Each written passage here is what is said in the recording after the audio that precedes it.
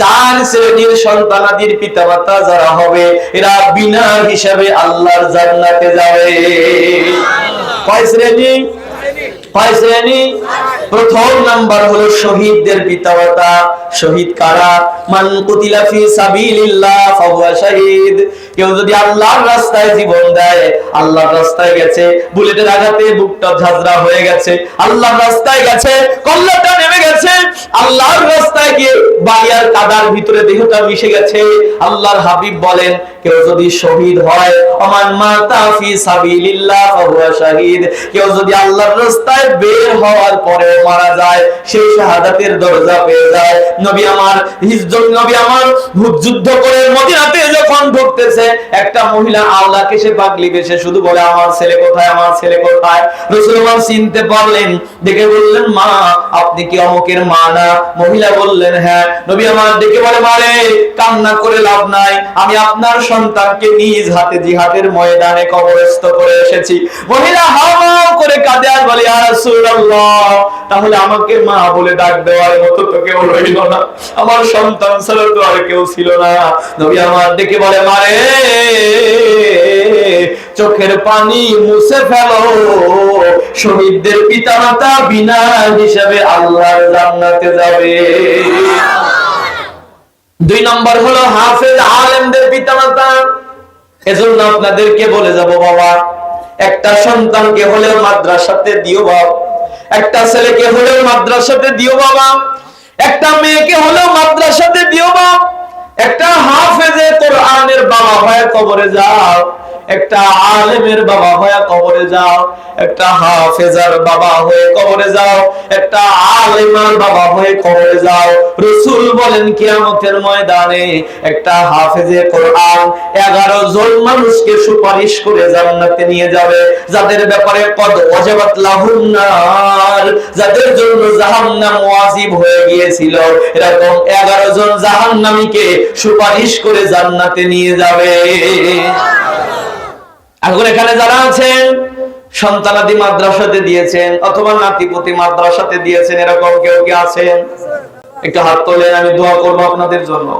ছেলে মেয়ে অথবা নাতিপুতি মাদ্রাসাতে দিয়েছেন, আলহামদুলিল্লাহ বলে আল্লাহ কবুল করো করি আমিন। আমি দোয়া করে যাব আপনাদের সন্তানগুলো যেন হাফেজে কোরআন হয়, এগুলো যেন আলেম হয়, একটা জান্নাতি সন্তানের বাবা হয়ে কবরে যান, একটা জান্নাতি সন্তানের দাদা হয়ে কবরে যান, একটা জান্নাতি সন্তানের নানা হয়ে কবরে যান। কথা কি বোঝা গেল? রাসূল বলেন 2 নাম্বার হলো হাফেজ আলেম, 3 নাম্বার হলো যাদের সন্তানাদি অপ্রাপ্ত বয়স্কে মারা যাবে। ছোটবেলাতে যাদের ছেলে মেয়ে মারা যায়, এরকম কি হয় না? নবীজি বলেন যাদের ছোটবেলাতে ছেলে মেয়ে মারা যায়, প্রাপ্তবয়স্ক বালেগ বালেগা হওয়ার আগে যাদের ছেলে মেয়ে মারা যায়, এই বাবা মা যেন বেশি কান্না করে না। কেন জানো? কিয়ামতের ময়দানে এই বাবা মা যদি ঈমান নিয়ে কবরে যেতে পারে, এই সন্তানাদিগুলো বাবা মাকে সুপারিশ করে আল্লাহর জান্নাতে নিয়ে যাবে। চতুর্থ নাম্বার হলো যাদের প্রতিবন্ধী সন্তানাদি হয়, রাসূল বলেন তারা যেন ধমক না দেয়, এটাকে যেন ঝাড়ি না দেয়। কেন জানো? এই সন্তানগুলোকে যেন সযত্নে লেখে লালন পালন করে।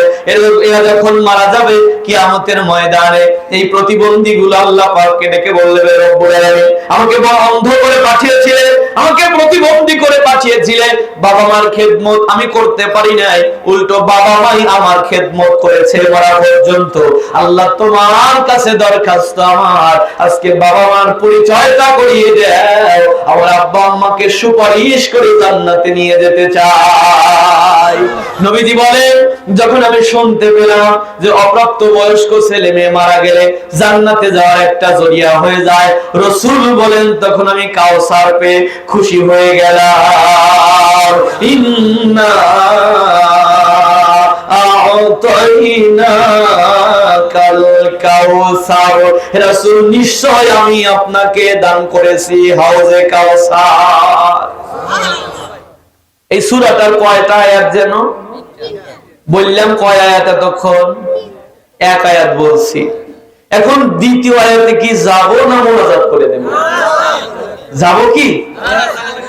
দ্বিতীয় আয়াতে যাব? আর কিন্তু সময় লাগবে কিছুটা। তাহলে চলেন দ্বিতীয় আয়াতে যাই। আল্লাহ পাক বলেন, আমার সাথে পড়েন, ফাসাল্লি লিরাব্বিকা ওয়ানহার। ফাসাল্লি লিরাব্বিকা, রবের জন্য সালাত কায়েম করো। তার মানে নামাজ পড়তে হবে কার জন্য? আরো আসতে বলেন, কার জন্য? আল্লাহর জন্য। নামাজ কি 5 ওয়াক্ত না শুধু জুমার নামাজ? কিন্তু জুমার নামাজের মুসল্লি কি আছে? জুমার দিনে মসজিদে ভরে যায়, কিন্তু ফজরের কাতারে লোক নাই। তার মানে আমরা মনে করি জুমার দিনে নামাজটা আল্লাহর জন্য, আর এগুলো ফাও ফাও নাকি কোন? আল্লাহর জন্য নামাজ কয় ওয়াক্ত? আরো জোরে বলেন। আল্লাহর জন্য যদি কারো নামাজ হয়, ওই নামাজে সরাসরি আল্লাহ পাকের সাথে তার মিরাজ হয়ে যায়। আসসালাতু মিরাজুল মুমিনিন, সালাত হলো মুমিনের জন্য মিরাজ। হযরতে মুসা নবী আল্লাহর সাথে কথা বলেছেন। একদিন জিজ্ঞেস করল আল্লাহ, আর তুমি আমার সাথে কথা বলো, আর কারোর সাথে কি কথা বলবে? আল্লাহ ডেকে বলে, মুসা আমি কোথায় আর তুমি কোথায়? বলে, আমি পাহাড়ের পাদদেশে, তুমি না হয় পাহাড়ের চূড়ায় হবে। আল্লাহ ডেকে বলে, না মুসা না, তুমি পাহাড়ের পাদদেশে, আমি পাহাড়ের চূড়ায় নয়, বরং তুমি পাহাড়ের পাদদেশে, আমি সপ্ত আসমানের উপরে। তোমার আর আমার মাঝে ৭০,০০০ নূরের পর্দা আছে। সাতাতি উম্মতি, অচিরেই এমন এক উম্মত আসবে, এরা যখন আমার সাথে কথা বলবে মাঝখানে কোনো পর্দাই থাকবে না। মুসা নবী বলে, আল্লাহ কারা তারা? বলে, আখিরি জামানার পয়গম্বরের উম্মত হবে যারা। এজন্য নবীজি বলেন, কোন মানুষ যখন নামাজে দাঁড়িয়ে যায়, আল্লাহ মাথার মধ্যে হাত দিয়ে বলে, ফেরেশতারা আমার এই বান্দা কি করে? ফেরেশতারা বলে, আল্লাহ তোমার এই বান্দাকে খেলার মাঠে ডাকতেছে, টিভি সিনেমার হলে ডাকতেছে, বন্ধুর আসরে ডাকতেছে, ও কার ডাকে সাড়া দেয় নাই, তোমার ঘর থেকে ডাক দিয়েছো, ও হাজিরা দেওয়ার জন্য চলে এসেছে। আল্লাহ মাথার মধ্যে হাত দিয়ে বলে, ফেরেশতারা সাক্ষী থাকো, হাযা আব্দে হাক্কুন, এটা আমার পারফেক্ট বান্দা। বান্দা যখন সিজদায় গিয়ে বলে, সুবহানা রাব্বিয়াল আলা, সুবহান, রব তুমি পবিত্র।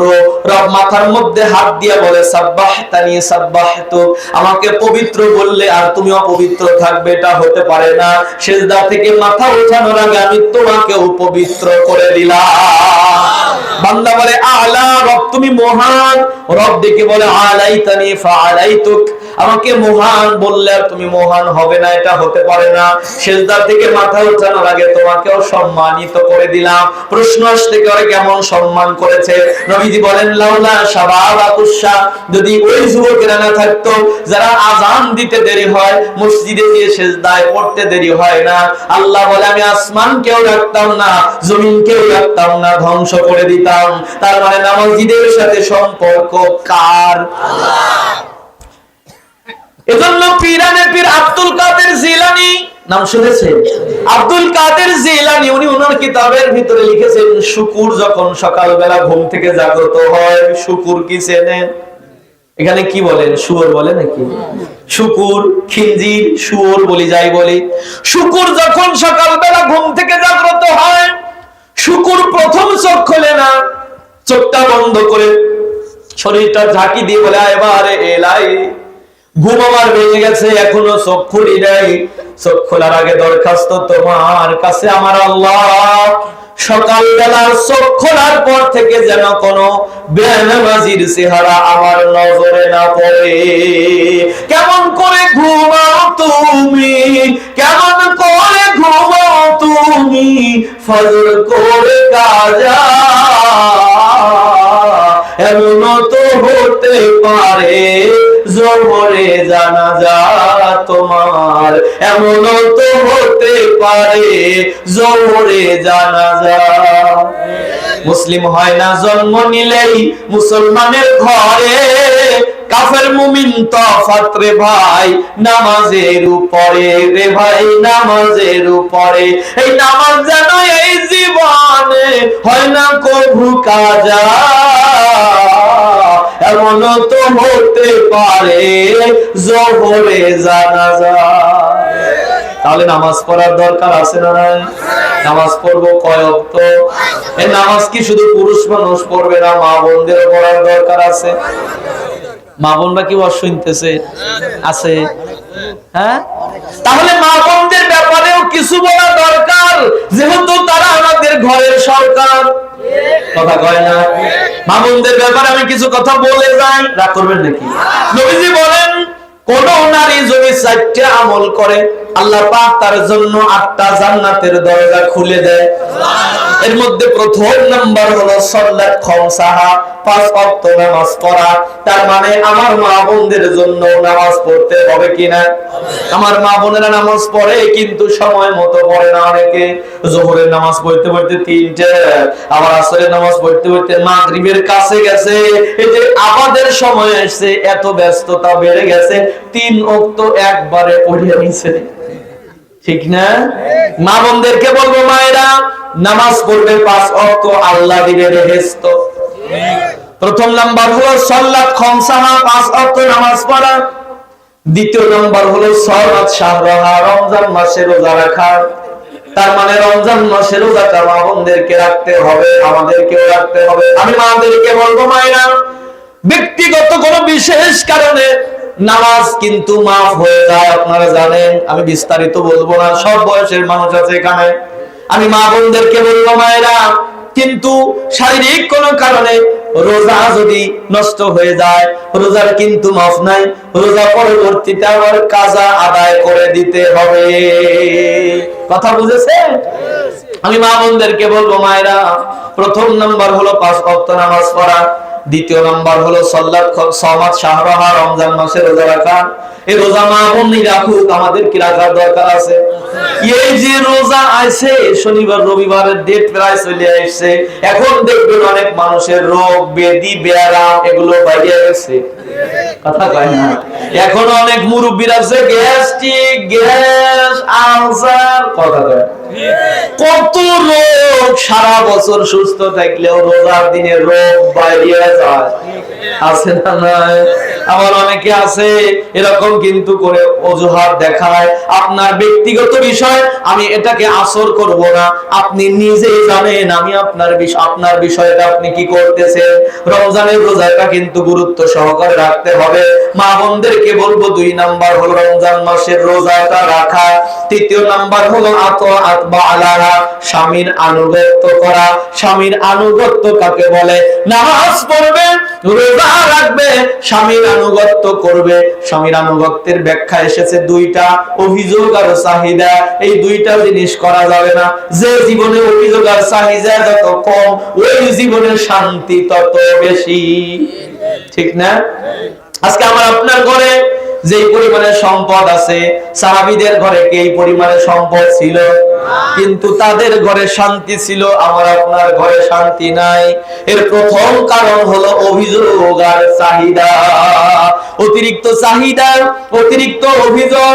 রাসূল বলেন এটা স্বামীর আনুগত্যের বহিঃপ্রকাশ নয়, বরং স্বামীর আনুগত্য হলো স্বামী যা এনে দেবে, যে ব্র্যান্ডের এনে দেবে, যে দামের এনে দেবে, যে মানের এনে দেবে, ওইটাই আলহামদুলিল্লাহ বলে গ্রহণ করতে হবে।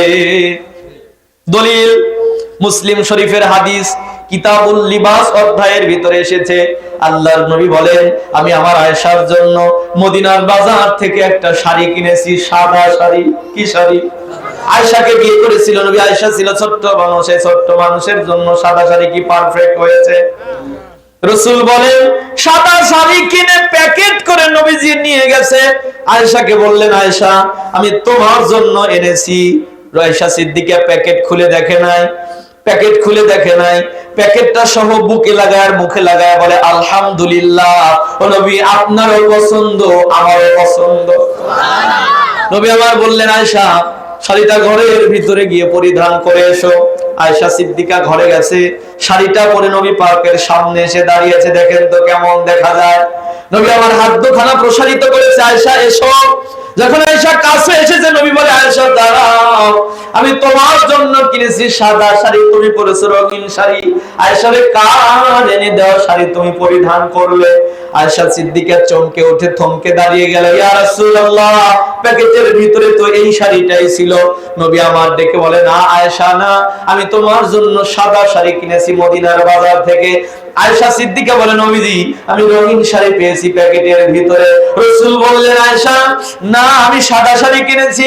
আয়েশা সিদ্দিকা বলে, নবীজি আমি রঙিন শাড়ি পেয়েছি। জিবরাইল আমিন হাজির হয়ে গেল, ডাক দিয়ে বলে, ইয়া রাসূলুল্লাহ, আপনি আপনার আয়েশাকে গালি দেবেন না। আপনার আয়েশা যখন প্যাকেট খুলে দেখে নাই, আলহামদুলিল্লাহ বলে বুকে লাগাইছে আর মুখে লাগাইছে। আল্লাহ পাক ডেকে বলেছে, জিবরাইল যাও, আমার আয়েশার প্যাকেট থেকে সাদা শাড়িটা বের করে জান্নাতে রেখে জান্নাত থেকে একটা রঙিন শাড়ি আয়েশার প্যাকেটের ভিতরে ঢুকায়া দাও। নবীজি আপনি যখন দুনিয়া থেকে বিদায় নিয়ে চলে যাবেন, আপনাকে জান্নাতের মধ্যে এই সাদা শাড়ি দেখানো হবে। তার মানে স্বামী আর স্ত্রীর মধ্যে যদি মুহাব্বত থাকে, রহমত আসবে কার পক্ষ থেকে? আমি আমার মা বোনদেরকে বলবো, মায়েরা এজন্য অভিযোগ আর চাহিদা দুইটা জিনিস কমিয়ে দিতে হবে। স্বামীর আনুগত্য করা, এটা হলো মা বোনদের একটা আমল। চতুর্থ নাম্বার হলো হাফিজাত ফুরুজাহা, লজ্জা স্থানের হেফাজত করা, এটাকে আমাদের ভাষায় বাংলা ভাষায় বলে পর্দা করা। এখন এই বিষয়ে কি কিছু কথা বলবো, বললে কিন্তু গায়ে লাগবে, বুঝলেন? বলবো কি? তাহলে একটু কষ্ট করে বলেন তো, এখানে কন্যা সন্তান আছে কার কার? একটু হাত তোলে।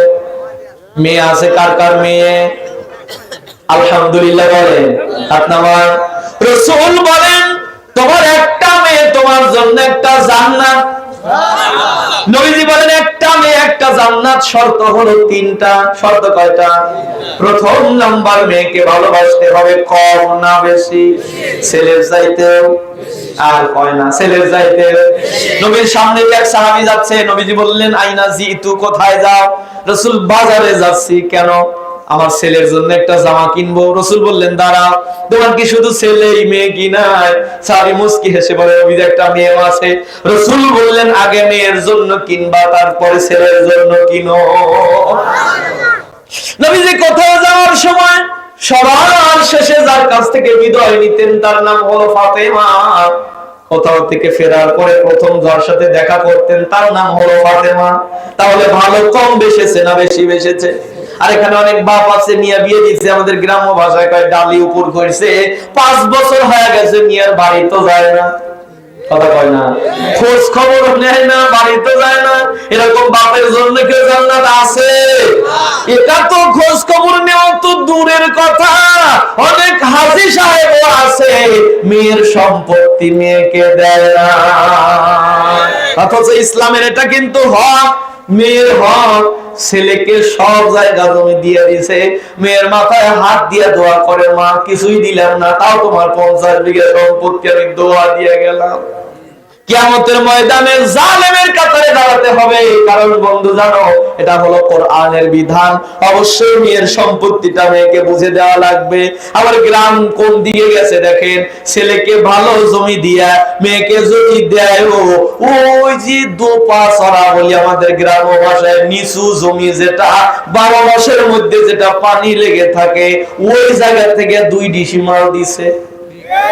আর যদি সোনগাছা বাজারের আশেপাশ থেকে 2 ডিসিমাল মেয়ের নামে দেয়, ওই মেয়ের কিন্তু ওই জায়গা বেঁচে নিয়ে যাওয়া কষ্ট হয়ে যায়। এই বাইরে যায় কাঁচা দিয়ে ধরে, আমার বাপের জমি কেনে কেনা দেখবো। অবশেষে জমির দাম যদি হয় 14 লাখ, 1.5 লাখ টাকা দিয়ে কিনে নিছে। কথা কন না কে? এটাও এক প্রকার জুলুম। খারাপ লাগলো তাই না? নবীজি বলেন, মেয়েকে ভালোবাসতে হবে বেশি। প্রথম নাম্বার, একটা মেয়ে একটা জান্নাত। প্রথম শর্ত হলো মেয়েকে ভালোবাসতে হবে বেশি।